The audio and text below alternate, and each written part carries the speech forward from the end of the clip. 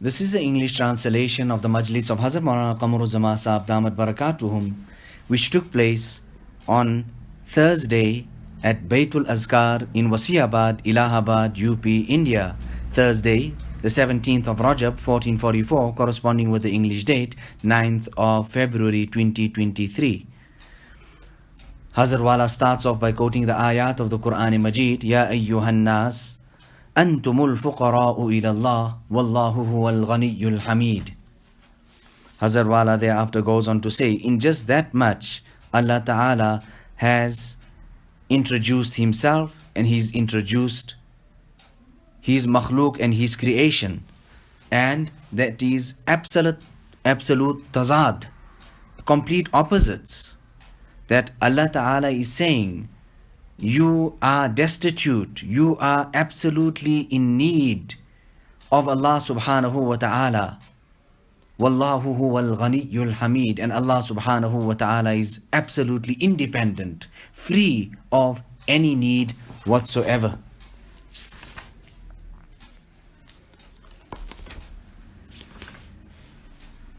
So here Allah Ta'ala is saying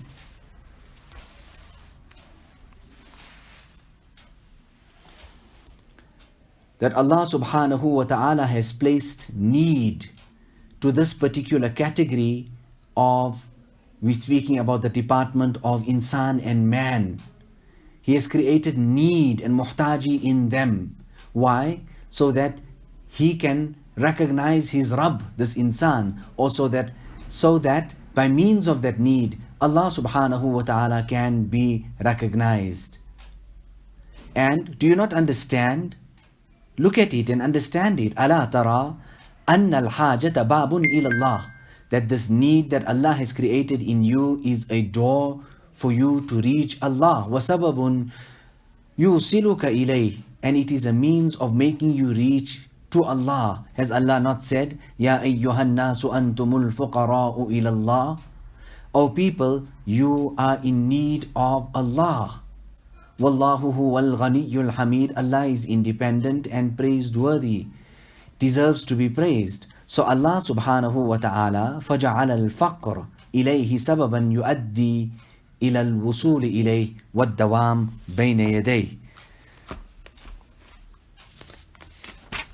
So here Allah Subhanahu wa Ta'ala has made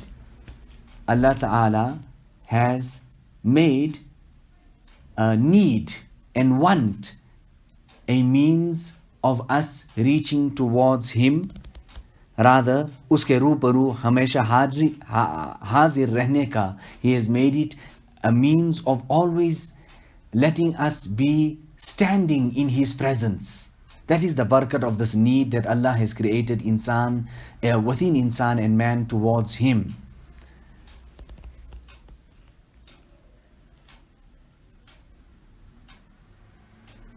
And from here you will be able to understand what Rasulullah sallallahu alaihi wasallam has meant by this here, that man arafa nafsahu arafa rabbahu.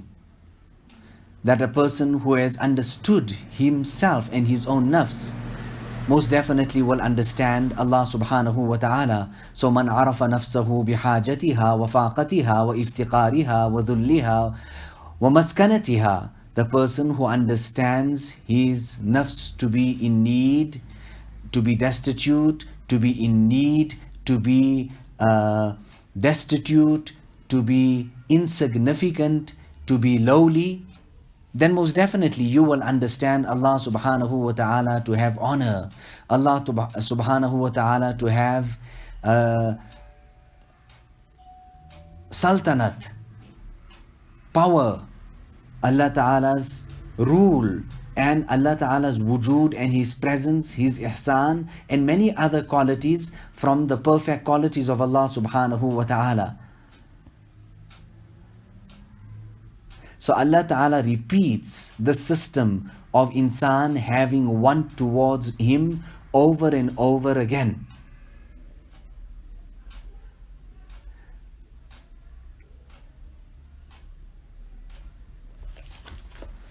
Okay, Hazrat Wala goes on to say and speaks about that the Shagird कितने ही हो शागिर्द, लेकिन शागिर्द ही, the person is a student, and no matter what capacity and capability or wherever he reaches, but he will still remain the student of his teacher. And what does he need to have to do? Ustad ke kamal ke qadar. He needs to understand and appreciate and value the perfections of that teacher. Now, Hazrat Wala even quotes the waqi'ah and the incident of Hazrat Haji Imdadullah, where Maulana Rahmatullah Keranwi comes and he goes on to say that, should I not make mention of you in front of the Sultan? I mean, look at this type of taklif, you are in poverty, etc. And he says, listen, please don't do that, because if you're going to do that, then what is the after effects of such a type of statement in front of the Sultan? He's going to call me to the palace, and mujhe Baitullah chor karke Baitul Amir jana gawara nahi, that I don't want to leave the house of Allah subhanahu wa ta'ala and exchange that to go to the house or to the palace of the Sultan and the king. Now, Maulana Rahmatullah was no ordinary person. He was a great alim. Rather, he was a great debater, so much so that in that time, no Yahud or Nasara would, in fact, they would shake in front of him. They would be in awe, and they would not want to even come in front of Maulana or debate anything even about their own religion, because they knew how well versed he was in comparative religion. So this was the tariq and the path of our mashayikh. And Hazrat Wala says that I went to Nanotwa and I spoke about tawakkul and tawazu. And Hazrat Maulana Shah Wasiullah Sahib used to emphasize this to us so abundantly, that adopt these two qualities and you will achieve everything. Tawakkul with Allah, put your trust in Him, and Allah, your ta'alluq with Allah Ta'ala will be rectified and set aright. And put tawazu within yourself, adopt complete and total humility and helplessness, and what will happen there? Your ta'alluq with fellow people, because of your humility, would also become correct. I was sitting there in Nanotwa and I said, what will I speak about? Nevertheless, I quote to them this malfuz of Hazrat Maulana Shah Wasiullah Sahib. And what can I say? The people there were extremely, rather I would say, overjoyed when they heard these type of articles and topics that I was discussing in front of them. So I even mentioned the hadith of Rasulullah sallallahu alaihi wasallam to them, that Nabi sallallahu alaihi wasallam was asked that by means of which amal would people enter into Jannah abundantly, in abundance. It was taqwallah wa husnul khulq, the fear of Allah subhanahu wa ta'ala, and good character. So it was good character as well. I said to them and explained to them that these two qualities, tawakkul and tawazu, was found in Hazrat Maulana Qasim Sahib to the greatest extent and the most perfect extent. And the example of his tawazu, I even gave waqiyat and quoted incidents about that. That a person was following Hazrat Maulana Qasim Sahib, and then he was screaming out to him, Mauli Sahib, trying to get his attention. But what was it? He was not turning his attention until that time when the person caught up with him and he said, listen, I'm addressing you, I'm calling you, but you don't even turn to me and see. So he says, oh, were you really calling me? I thought you calling some Mauli Sahib.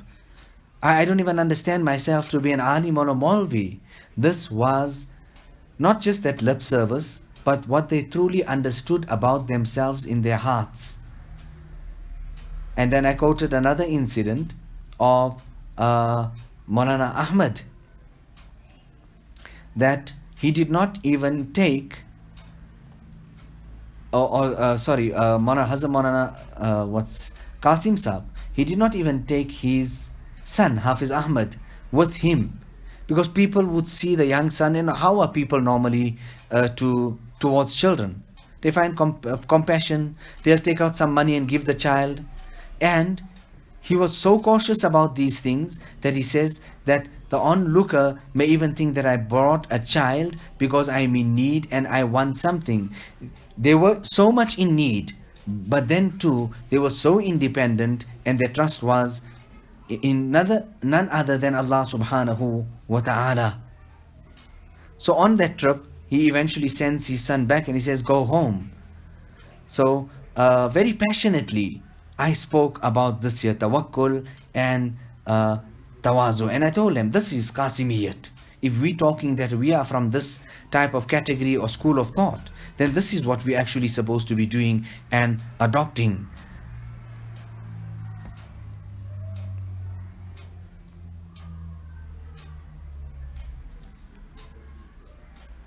Now, Hazrat Mufti Nizamuddin used to teach us Farsi when he was in Darul Uloom, and then he would quote these type of waqiyat, etc. And then he used to even go on to say that my heart desires that I जी चाहता है कि हर शेर याद करूँ, that I learn one of these ash'ar.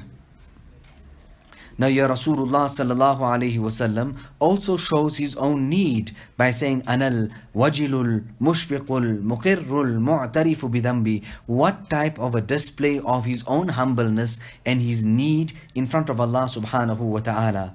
You know, I used to say this year, and this was actually what happened to me, that for the first time when I was going to Bombay, and now you're in the train, and you see from the distant lights, meaning all those farm areas and those villages, etc., the outskirts have come to an end. Now you're seeing light in the front. And then they say to me, no, that's not Bombay. Bombay is still very far in front, another 20-30 miles, 20-30 kilometers. So many times, this is exactly what a person thinks. Listen to this waqia what Hazrat Wala quotes. He says that a student was there, the murid and disciple, and he says, Hazrat, I see Noor. And he said, no, that was no Noor. That Noor that you actually saw was the Noor of your wudu. You have hardly started. You haven't even come to the stage of Salat, or leave alone the Salat, any other higher stages of spirituality and piety. You have not even seen that type of Noor. And this is our example, that we see a little bit of this and that, little realizing we haven't even started. We haven't not even put our foot in this path. So Allah Ta'ala likes this ilha or zari. You know, when a person comes and his beloved is there and they're asking him for something, then he makes that person beg, and he makes that person ask over and over again. Why? Because he wants that person, the beloved, to sit there longer, because he wants to see them and for a longer period. And this is exactly what Allah Ta'ala wants to see from us. That's this crying and this begging in front of Him. This is what Allah Ta'ala wants to see from us. When we turn to Him, we ask Him and we beg from Him. So Allah Ta'ala said, لَقَدْ خَلَقَنَا الْإِنسَانَ فِي كَبَدٍ, that we have created insan in this type of toil and difficulty in the matters of his dunya. This will happen, that will happen, the other will happen. And for him getting nobility and honor in the court of Allah subhanahu wa ta'ala, Allah Ta'ala repeats this means of him having need towards Allah. Now, don't you see in animals that these cows or the cattle outside, that no matter how hot it is or how cold it is, they do not need to take out anything, or they do not need to put on jerseys and blankets, this, that and the other. But whatever they are in, that is sufficient for them. But insan, he's putting jerseys upon jerseys on. He's putting more of this on and more of that on. He's in need. He's feeling cold, or he's feeling too hot.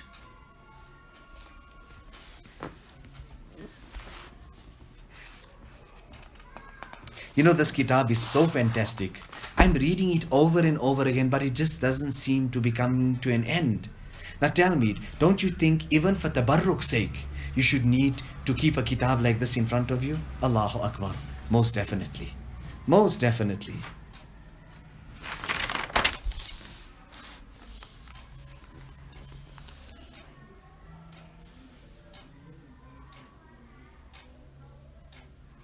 Hazrat Maulana Shah Wasiullah Sahab used to be upset. He never used to be happy on certain occasions. And we used to be trying to make him happy and doing this, and then we end up doing something wrong, and this and that and the other. And somebody even made a remark that, listen, he'll not become happy until that time that you cry. But what can I say and what can I do that I couldn't adopt that there? It's my weakness. I can tell you about Mauli Hanif, a man of that type of capacity. He would come there and he would cry like a small child would cry in front of Hazrat Maulana Shah Wasiullah Sahab. We speaking about this muhaddith. Ji, ta nagiriyat, kood ke halwa-e farosh, rahmat-e haq bar nami ayat bajosh. I must have quoted these couplets some many years, maybe even decades ago. But until I do not quote the couplets completely, I cannot tell you the full waqia in the story. Maulana Room quotes this here, that this Buzruk was there, and all these people that he was owing money, they were all sitting around him and said, listen, now it's enough. Now we have come to fetch our money. And he is pareshan, and he doesn't have that type of means. In all of that, a youngster comes there who was selling some mitai. And then he takes that mitai from this youngster, from the tray, and he distributes it amongst all those people that he is owing them money. They all take that and they eat it. And then this youngster says, now, okay, and my money? And he says, now, okay, now you also sit like all these people are sitting. You'll just be one of those people that I am owing as well. But after all of this year, what was it said? But why did he actually do this year? That he couldn't bring that type of hal upon himself, of crying in his begging, but his plea and his cry was in the heart. But Allah wants to see that there, and this youngster starts crying. And he says, what have you done here? How can you do such a thing? My mother will beat me up. My father will beat me up. What will I say that there's no halwa and there's no money? And he starts crying. And as he starts crying, a person then comes with a basket full of money. And there are envelopes in there, and there's amounts written on them.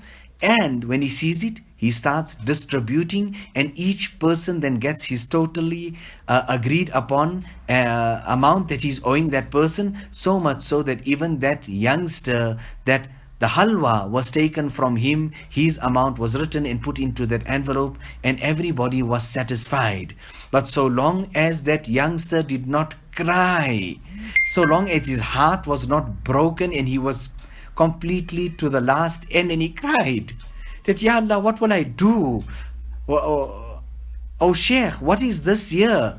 What will I say to my mother? What will I say to my father? They'll beat me up. Until that did not happen, the mercy of Allah did not come in Josh. The mercy of Allah subhanahu wa ta'ala did not come in Josh. So ye tariq hai. We have these paths. Somebody has this path of eating and drinking and becoming a medical physician and a doctor, but this is also some type of path. Ajizi, this displaying of helplessness in front of Allah subhanahu wa ta'ala, tawazu. And Allama Sharani has mentioned this year that I seen people at the different doors, and there were long lines, but they could not enter the court of Allah subhanahu wa ta'ala. And then I took the path of ajizi and helplessness. I went to that door, it was empty. I went through that door, and I was in front of Allah subhanahu wa ta'ala, whereas everybody was still standing at the doors, and I had reached the court of Allah subhanahu wa ta'ala. Al-ajzu fakhri, humility, that's my pride. That's my pride. That's my sense of honor. So Alhamdulillah, those people, maybe you people have heard these topics over and over again, but when I passed these topics over to them, they were so appreciative. They appreciated it tremendously. Now let us make dua to Allah subhanahu wa ta'ala, that Allah ta'ala gives us the tawfiq and the hidayat of making amal on the ta'limat of our buzurgan-e deen, on the aqwal, the ta'limat, rather on the ahwal as well. ربنا تقبل منا إنك أنت السميع العليم وتب علينا إنك أنت التواب الرحيم بحرمة سيد النبي الكريم صلى الله عليه وسلم.